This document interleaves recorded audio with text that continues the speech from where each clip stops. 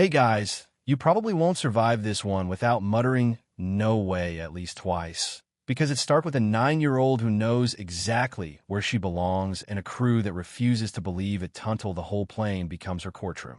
So, before you get comfortable, take a moment to like the video and subscribe, but only if you genuinely enjoy what I do here.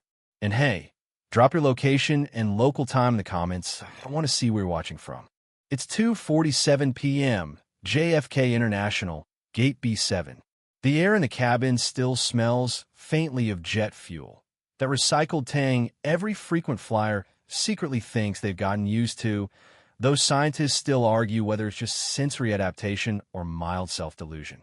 Passengers shuffle through the narrow aisle, overhead bins thudding shut, and in seat 3A, Leather Island, Tacoma, a young black girl named Ava Jackson clutches a worn lavender backpack like it's life support.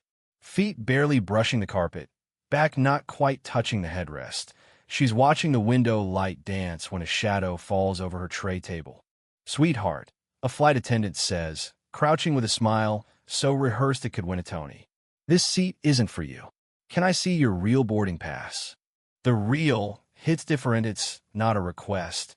It's a verdict waiting for evidence to the contrary. Ava's small hand trembles as she pulls a crumpled boarding slip from her hoodie pocket. The attendant glances, but doesn't really look, already shaking her head. "This says business class. Are you sure this is yours?" Ava nods, quieter this time. "My mom told me to sit here."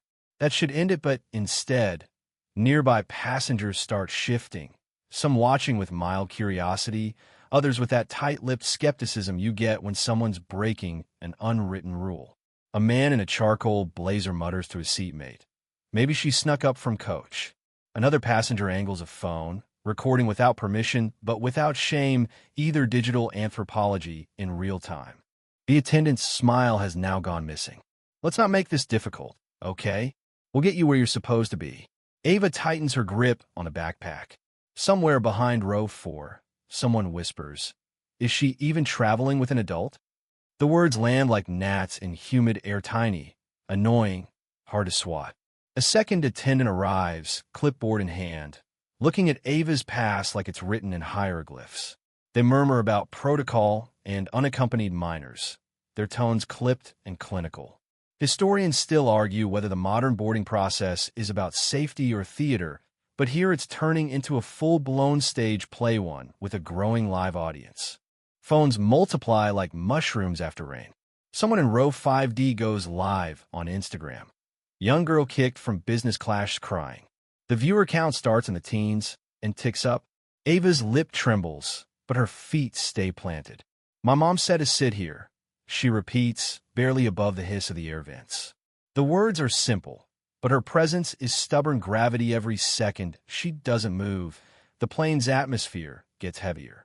The man in the navy vest leans in, his voice pitched low like he's sharing a conspiracy. "Security's on their way." Ava's head snaps up. "Security? For sitting?" Her voice cracks on the repeat. "Security?" The man doesn't answer, just steps back like she's a puzzle he doesn't want to solve. The livestream viewer count jumps past 200 as comments flash. "Why call TSA on a kid? Is this about the seat or her skin?" A pilot pokes his head out from the front galley, asking what's going on. "Seat issue," the first attendant replies, but a passenger filming from 2 and mutters loud enough for the mic. "Looks like profiling to me." That's the moment the murmur in the cabin tilts, no longer curious, now quietly furious.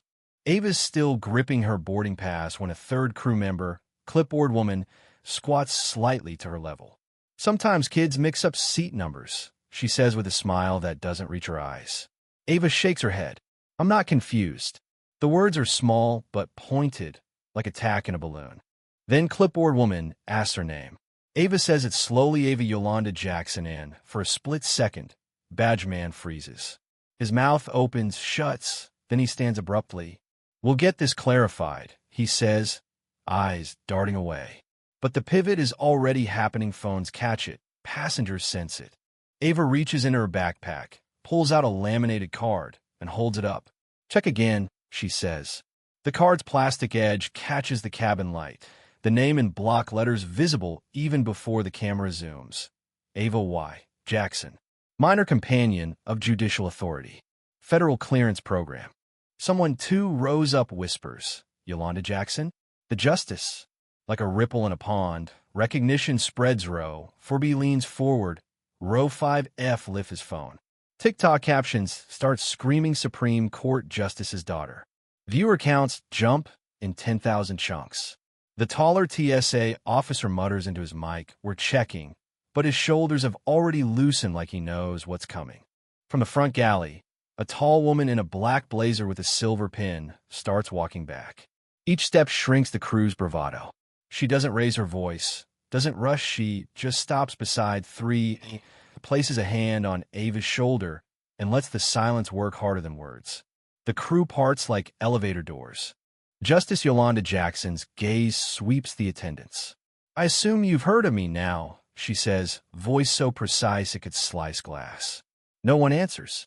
The live stream ticker passes 130,000 viewers. One passenger in 6C says what everyone's thinking. She shouldn't have to be a judge's kid to sit in her seat. And that's the sentence that detonates online before the plane even leaves the gate. Historians still argue whether revolutions start with speeches or small acts, but here, it starts with a 9-year-old refusing to stand up. The cabin has gone from an airplane to a courtroom, and every phone in the room is the jury. By the time the jet bridge is locked again, the story's already halfway around the planet. Hashtags bloom like dandelions. Let her sit, flying while black, Ava's law.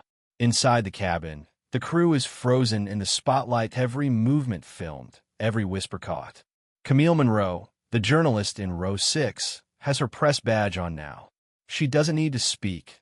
The quiet way she holds her phone says she's not just recording, she's preserving evidence. The pilot steps out, scanning the aisle like he's walked into a deposition. "I need to speak with the mother," he says, but Yolanda doesn't move. "You already are." Camille cuts in, lifting her phone toward him. "Thousands of people are watching Yuri already in the meeting you think you're calling." Yolanda kneels just enough to retrieve the laminated ID from the floor. "Let's go, sweetheart." Ava shakes her head. "I want to stay." Pride flickers in Yolanda's eyes. She nods. "Then you stay." It's a simple line, but it lands like a gavel strike. Outside, the airline's PR team is already melting down. Historians still argue whether corporate apologies are about contrition or containment, but this one's neither. Their statement calls it a miscommunication, and Twitter shreds it within minutes. Camille posts side-by-sides, the airline's diversity pledge and Ava's trembling hands holding her boarding pass with TSA looming. The caption reads, "Don't preach equity while profiling black children in row 3. What follows isn't just viral, it's legislative. Within days, Congress schedules hearings. Ava sits at the witness table in a navy blazer, braids neatly pinned back. She tells the senators she thought the scariest part of flying would be turbulence, not the moment adults decided she didn't belong. "I wasn't loud. I wasn't late. I had a ticket, and I sat in my seat," she says, and somewhere in the back, Yolanda's fist curls just slightly.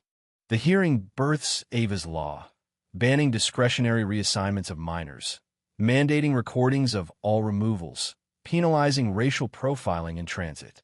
It passes with bipartisan support, a rare bird in D.C. airspace. Months later, Ava boards another JFK flight. The attendant at the gate smiles softly. "Welcome aboard. Your seat is ready." Row 3A feels exactly the same, but everything is different. She sets her lavender backpack on her lap, exhales, and for the first time, the breath isn't defensive, it's ownership. At Terminal B, a bronze plaque reads, "In honor of Ava Y. Jackson, who refused to stand when asked to leave." Kids point at it, adults cry, teachers tell the story. Ava doesn't make speeches now. She doesn't need to. She's proof. The captain's voice crackles overhead. "A special welcome to Miss Ava Jackson seated with us today. We're honored to have you." The applause is raw, not rehearsed. She looks toward the clouds ahead, and in the quiet between claps, you can almost hear the law changing. The engines hum steady now, a sound that would have faded in a background noise on any other day, but here it feels like a heartbeat, constant, certain, unshakable. Ava rests her head lightly against the seat back, eyes half-lidded, not from exhaustion, but from a kind of release. Around her, the cabin is calm. No clipped instructions, no sideways glances, just the ordinary rhythms of a flight settling in. Outside, the sunlight pours over the wing, scattering on the clouds in slow-moving patterns. And for a moment, it's as if the entire sky is leaning down to say, "You're exactly where you're supposed to be." Yolanda sits one row ahead, reading quietly, though every so often her gaze drifts back just enough to see her daughter still anchored in 3A. The applause has faded, the phones have lowered, but the presence remains, that quiet knowledge in the air that something permanent shifted here. It's not loud, it's not viral. It's the subtle, lasting kind of change that will echo in spaces Ava will never see. Somewhere over the coastline, the seatbelt sign dings softly, and Ava smiles without meaning to. Maybe she thinks the scariest part of flying was never the turbulence, just the waiting to see if the world would catch her when she stood her ground. Now, she knows it can and will if enough people decide they won't look away. As the clouds drift past, the hum deepens, the light softens, and the moment stretches like a calm tide. In the hush, the lesson lingers. Sometimes the most powerful protest is to remain exactly where you are.